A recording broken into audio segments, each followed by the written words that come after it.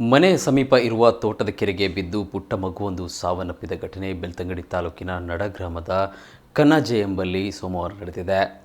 ನಡಗ್ರಾಮದ ಕನ್ನಾಜೆಯ ನಿವಾಸಿ ರೋಷನ್ ಡಿಸೋಜಾ ಮತ್ತು ಉಷಾ ಡಿಸೋಜಾ ದಂಪತಿಯ ಪುತ್ರ 1 ವರ್ಷದ 11 ತಿಂಗಳ ಮಗು ರೇಯನ್ ಡಿಸೋಜಾ ಮೃತ ದುರ್ದೈವಿ.